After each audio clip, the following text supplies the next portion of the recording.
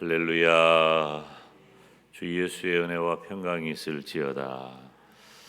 오늘 이제 세 번째 시간이죠.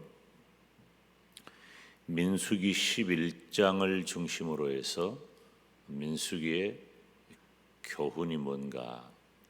먼저는 1절에 있는 말씀 3절까지 살폈죠. 목요일에 이스라엘 백성들이 하나님을 원망했다. 몇 가지 단어를 살피겠다고 했는데 오늘 세 번째니까 세 가지 단어예요. 첫째 단어는 원망이라는 단어예요. 원래 이스라엘 백성들이 애굽을 떠나온 것 자체가 기적이죠.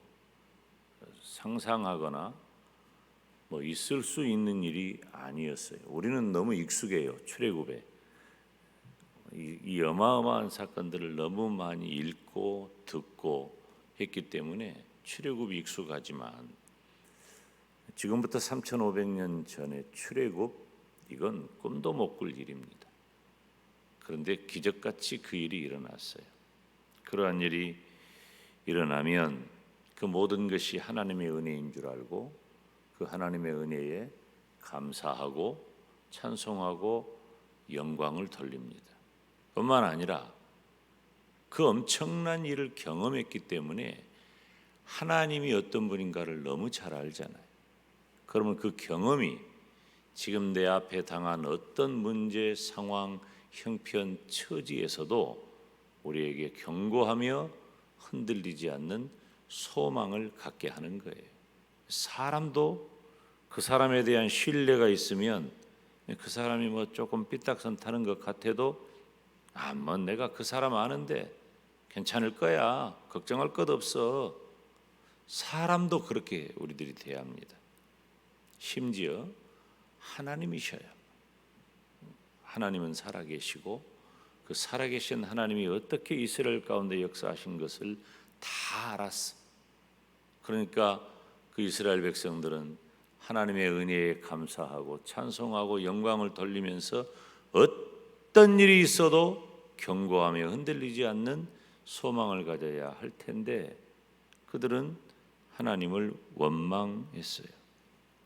그 자리에 혹시 우리가 하나님의 은혜와 감사와 찬송과 영광과 소망의 자리에 우리가 원망을 놓고 있지는 않습니까? 이스라엘 백성 얘기가 아니라 바로 내 얘기라고 했죠. 우리 얘기예요. 원망. 우리는 대부분 원망의 시간을 많이 보냅니다. 원망하지 않고 하나님의 은혜에 감사하고 찬송하고 영광을 돌리면서 견고한 소망의 사람이 되기를 주님의 이름으로 축원합니다. 두 번째 단어는 4절부터 9절에 탐욕이라는 단어예요. 특별히 4절 보면 이스라엘 중에 섞여 사는 무리가 탐욕을 품었다. 이 탐욕이라고 하는 것에 대해서 이스라엘 백성들이 음식을 탐내었다 그랬어요. 출애굽부터 광야의 기적을 연속적으로 경험한 그 사람들이 육신의 소욕을 이기지 못하고 결국 탐욕에 빠지는 것입니다. 제가 어제 어떤 말씀을 들었냐면 그들이 가지고 있는 그들이 처한 환경 사이에 하나님을 두지 못해요. 믿음은 나와 내가 만난 환경 사이에 하나님을 두는 것이 믿음이고 나와 하나님 사이에 환경을 두어버리는 것이 불신앙이에요. 여러분은 어떻습니까? 무엇이 여러분 앞에 가장 가까이 와 있습니까? 어떤 일이 있어도 그 모든 일을 바라보는 시각과 그 문제를 헤쳐나가는 과정이 하나님이라면 우리는 믿음의 사람이에요. 그런데 우리가 믿음이 있다고 말하면서 환경의 지배를 받고 시간 순간 다가오는 어떤 문제에 매여 있다면 우리는 사실상 실제적 믿음을 갖지 못하는 것입니다. 하나님께서는 이스라엘 백성에게 만나도 내려주시고 모든 것을 다 주시는데 이스라엘 백성들은 고기 먹지 못하는 것 때문에 엄청난 원망과 불평을 하는 거예요. 물론 이해할 수는 있겠죠. 고기를 먹어야 하니까, 그들은 고기를 먹고 살아왔으니까, 그런 경험이 있으니까. 그런데 하나님을 신앙한다면 그들이 원망하거나 탐욕 대신에 우리 하나님께서 주실 바 은혜를 사모해야 맞아요.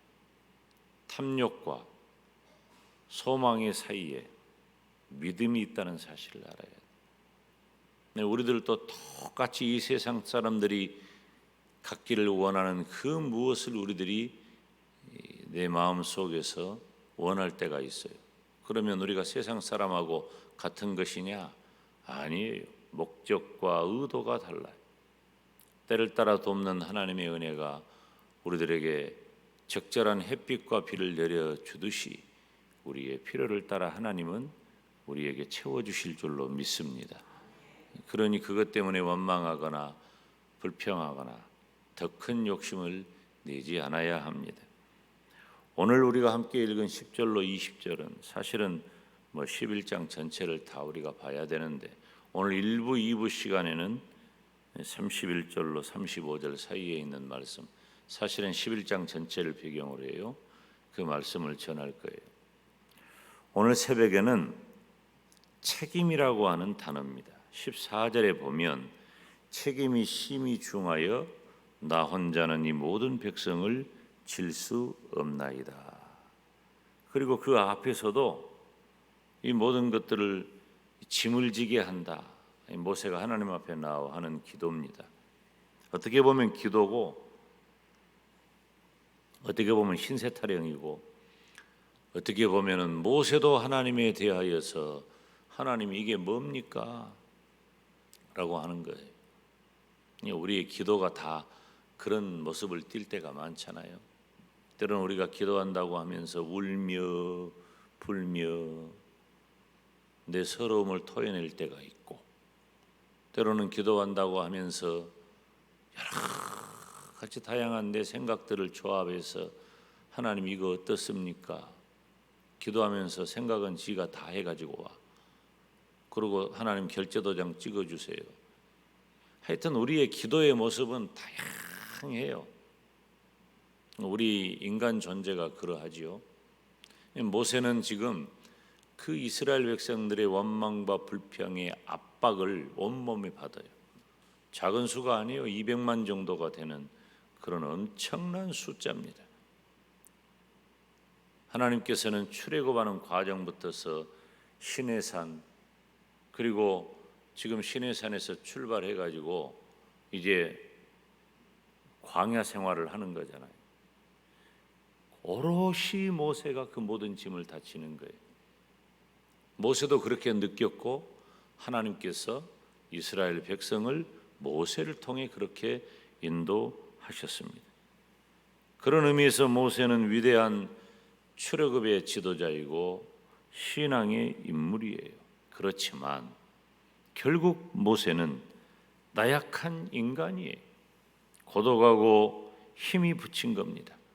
결국 모세의 기도가 나오는 거예요. 하나님, 지금 저 이스라엘 백성들은 하는 얘기 아시잖아요. 하나님이 하신 일을 다 경험하고 알면서도 저럽니다. 나는 어쩌란 말입니까? 저들이 요구하는 바를 내가 어떻게 하겠습니까? 하나님께서 맡겨주신 그 일에 대해서 너무 무겁고 힘든 거예요. 모세는 결국 하나님께 도움을 구합니다. 그런데 하나님께서 16절과 17절 말씀을 보면 맡은 일이 무거운 모세와 함께 책임을 질 사람, 짐을 나눠줄 사람 70인을 말씀하셔요. 장로와 유사들입니다.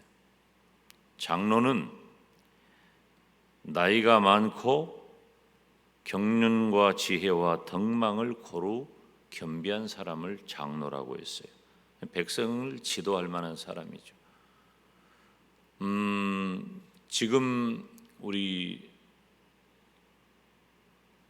교회의 기독교회의 장로 제도를 어디에서 기인했다고 보느냐라고 하는 견해 중에 오늘 본문을 얘기하는 분들도 더러 있습니다.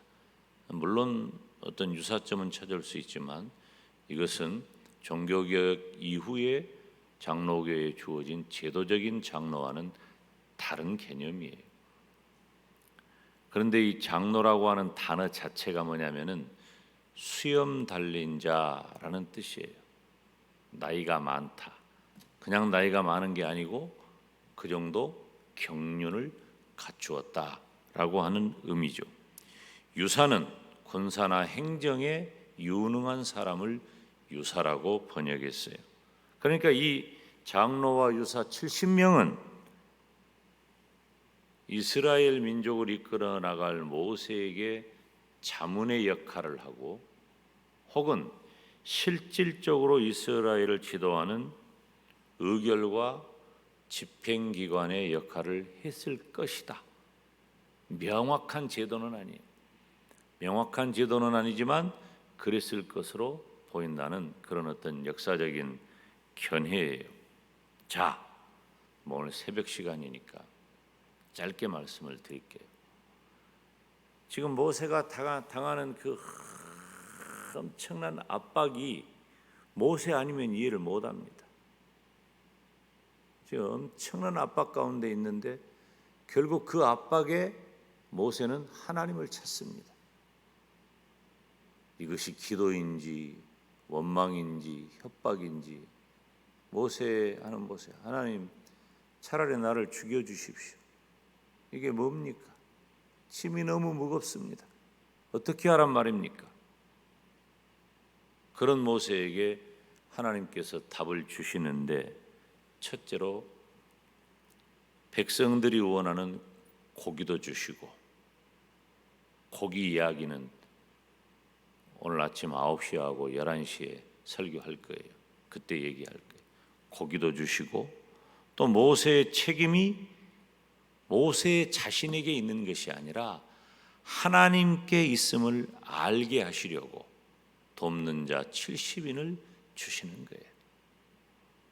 그러니까 고기를 주시는 분도 돕는 자를 주셔서 그 일을 모세답게 감당하게 하는 것도 다 하나님이셔요.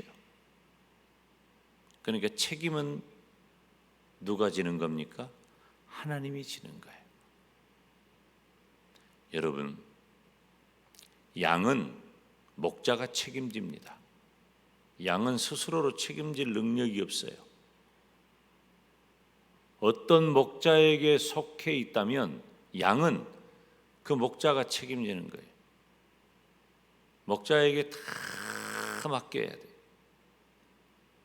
성경에 보면 하나님을 나의 목자라고 하고 그의 백성된 저와 여러분을 목자 되신 하나님의 양이라고 비유하고 있어요. 우리는 하나님의 양무리들입니다. 양된 나를 책임지실 분은 목자 되신 하나님이십니다. 사랑하는 여러분, 여러분이 지고 가는 그리고 앞으로 평생 동안 지고 가야 할 내 인생의 무거운 짐, 무거운 책임 감당하지 못할 때 제가 목회하면서 들은 기가 막힌 이야기, 광주에서 있을 때인데 제가 참 38에 담임 목사가 됐으니까 뭘 알았겠어요. 지금도 이 모양인데 힘들어하고 그러니까 제가 기억하는 한 그분은 참 좋은 권사님이셔요. 권사님이 저한테 그래요. 이렇게 웃으면서 목사님 잘하는 것 있잖아요. 그러고 핑 가버려. 당신 뭐다요? 기도하시오 그 말이야. 목사님 잘하는 것 있잖아요. 그거에 내 모든 짐, 무거운 짐 나 홀로 지고 견디다 못해 쓰러질 때 하나님은 그 모든 책임을 다 져주십니다. 내 짐 가지고 나갈 때는 하나님밖에 없어요. 결국 제가 제 경험적으로 지나온 날들을 다 살펴보니 언제나 따라서 합시다. 결국은 하나님. 아멘. 결국은 하나님이더라고. 사랑하는 여러분, 하나님께서 책임지십니다. 하나님께 맡기시기를 바랍니다. 저와 여러분 오늘 새벽에 하나님 내 모든 짐을 다 맡아주시옵소서. 하나님이 진짜 도움이 되시고 진짜 해결자가 되실 줄로 믿습니다. 하나님 도와 주시옵소서. 다 같이 두 손